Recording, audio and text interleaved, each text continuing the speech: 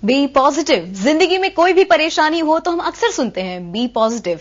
और आज की भागदौड़ भरी जिंदगी में हमें सबसे ज्यादा चिंता है हमारी हेल्थ की, हमारे स्वास्थ्य की।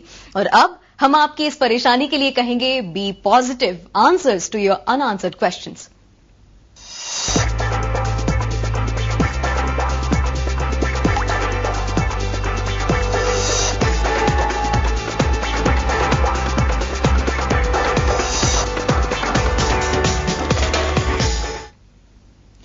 घुटना यानी knee is the largest and the most complicated joint in human body. और चूंकि हमारे शरीर का सारा वजन संभालने में घुटने ही हमारी मदद करते हैं, तो इंजरीज की संभावनाएं भी सबसे ज्यादा घुटने में ही होती हैं।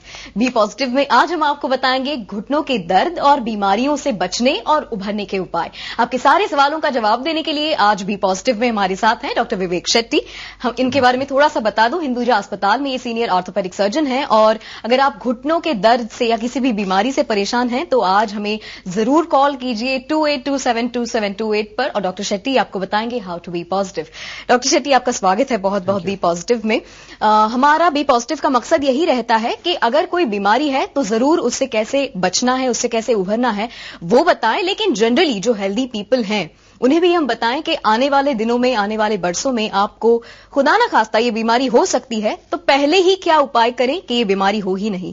इन जनरल हम बताते हैं हाउ टू बी पॉजिटिव। तो आज हम बात करेंगे घुटनों के दर्द के बारे में। उसके बारे में कई सारे कॉलर्स कॉल करना शुरू कर दिया है। मेरा सबसे पहला सवाल आपसे यही है कि घुटने का फंक्शनिंग कैसे होता है, हाउ नी फंक्शंस, ये एक बार आम दर्शकों को समझ में आए ऐसी जुबान में आप प्लीज बताइए।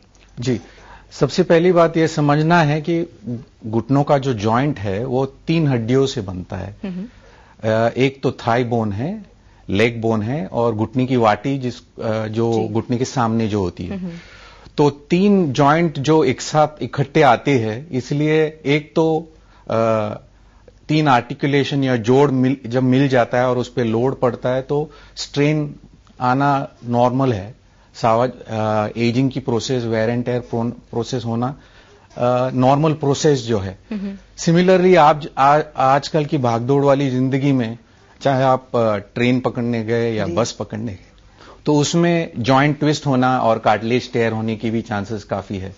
तो सबसे पहले अवॉइड, अगर आप इसको करने की कोशिश करें तो इंजरीज अवॉइड नहीं की जा सकती। ये तो आपकी एवरीडे लिविंग की जो पैटर्न है, तो उसमें आप इंजरी होना है। तो एक जो सही सवाल अपने आप से करना है कि मैं किस तरह अपने आप को फिट रखूं ताकि जो वेयर एंड टेयर प्रोसेस जो है वो आप कम से कम करें। तो दैट मीन्स आपको रोजाना एक्सरसाइज करना है। अगर आप 50 की एज के कम हो तो आप जॉगिंग वगैरह कर सकते हो। मसल की स्ट्रेंथनिंग एक्सरसाइज होनी है। ये सब प्रोसेस आपको, वेयर एंड टेयर जो प्रोसेस है, जो जॉइंट घिसना जो बोलते हैं, ऑस्टियोआर्थराइटिस जिसको बोलते हैं, वो कंट्रोल में रख सकते हैं। जो नॉर्मल जो एजिंग प्रोसेस है उसको आप नहीं रोक पाएंगे, क्योंकि ये वेयर एंड टेयर प्रोसेस है वो तो एज के हिसाब से होना ही है। तो आप अपने आप से सिर्फ फिट रख सकते हो। बाकी तो आपकी जो डेस्टिनी है, अगर आपकी ट्विस्ट हो गई, इंजरी हो गई, मोच आ गई, वो तो डॉक्टर इसके लिए ऑर्थोपेडिक सर्जन देखेंगे। बिल्कुल सही है। बहुत सारे कॉलर्स हमारे साथ जुड़े हुए हैं। पहला कॉल हम लेते हैं प्रोग्राम का आज के। आशुतोष हमारे साथ बात कर रहे हैं बांद्रा से। आशुतोष नमस्ते, सवाल पूछिए। हेलो, नमस्कार डॉक्टर जी, सवाल पूछिए। हेलो, नमस्कार। मेरा नाम आशुतोष है, मैं बांद्रा से बोल रहा हूँ। मुझे अपनी ग्रैंड मदर के ऊपर क्वेश्चन करना है। हेलो, क्या एज है उनकी?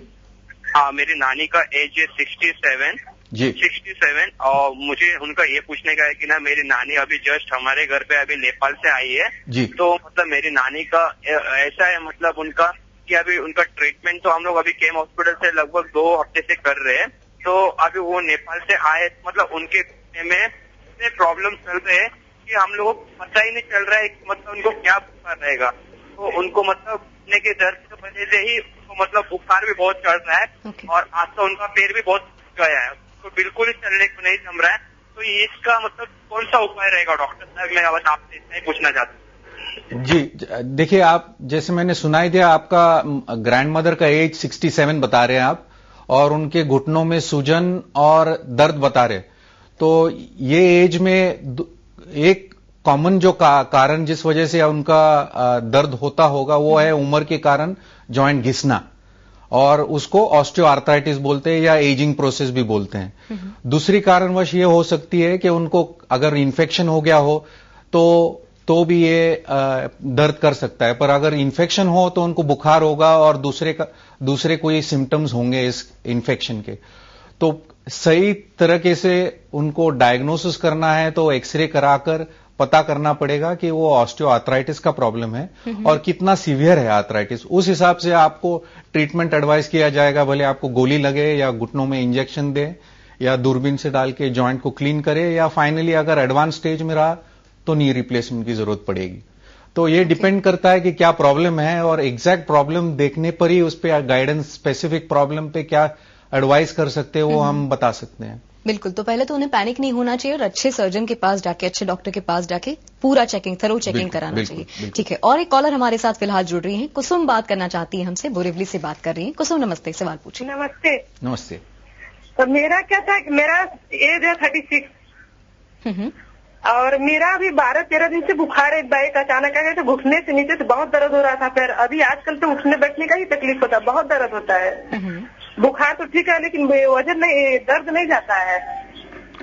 ठीक है, ओके, आपका सवाल यह है कि आपको बुखार है, उसके बाद आपको घुटना दर्द कर रहा है। ये पॉसिबिलिटी है कि किन लोगों में जो बुखार आता है, बुखार इन्फेक्शन का एक सिम्टम है। अगर आपको इन्फेक्शन बढ़े, आपके चेस्ट में हो, यूरिन इन्फेक्शन हो, तो भी वो इन्फेक्शन जाके आपके घुटनों में इन्फ्लेमेशन या उसके साइन की लक्षण हो सकती है। तो अगर वो इन्फेक्शन को आप कंट्रोल करें तो आपका घुटनों का पेन सेटल हो जाएगा। आपका उम्र 36 है तो मुझे नहीं लगता कि कोई मेजर इश्यू होगा, पर फीवर की जो बैकग्राउंड है उसको देखते हुए आपका जो फीवर किस वजह से है उसका इलाज कराना जरूरी है। ओके, कुसुम को आई होप कि जवाब मिल गया होगा। एक मेरा सवाल ये था आपसे कि जनरल कॉजेज क्या होते हैं कि घुटनों में अचानक से दर्द शुरू हो जाता है? अगर हम कॉजेज जान ले तो हो सकता है कि हम अवॉइड कर सकें वो चीजें।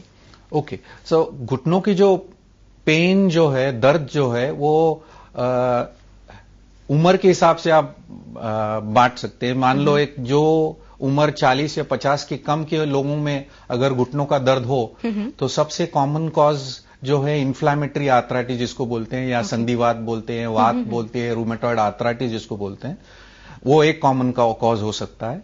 तो जो शुरुआत जिसकी होती है 3rd डिकेड, मतलब 30 साल के बाद शुरू हो जाती है, 25-30 की एज में लेडीज लोगों में ज्यादा होती है। तो ये ग्रुप हुआ इन्फ्लेमेटरी आर्थराइटिस का।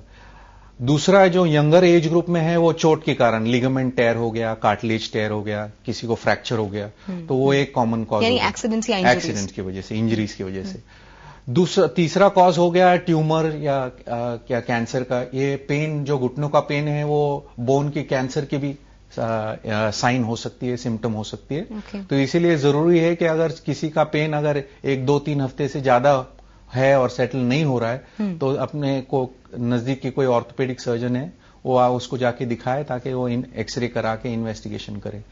जो 50 के एज के बाद वाले जो दर्द की जो कंप्लेंट करते हैं, मोस्ट कॉमनली सबसे ज्यादा कॉमन कॉज है वो जॉइंट घिसना, मतलब एजिंग की प्रोसेस, वेयर एंड टेयर की जो प्रोसेस जिसको बोलते हैं।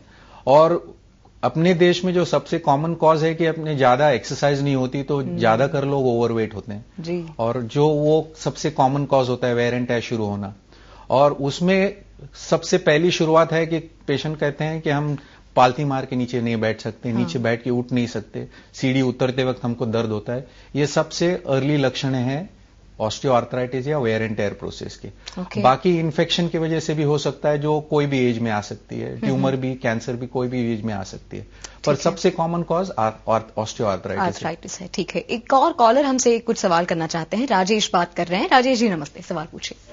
मुझे सर शेट्टी सर से ये पूछना है कि मेरी मदर की एज है 45 और उनका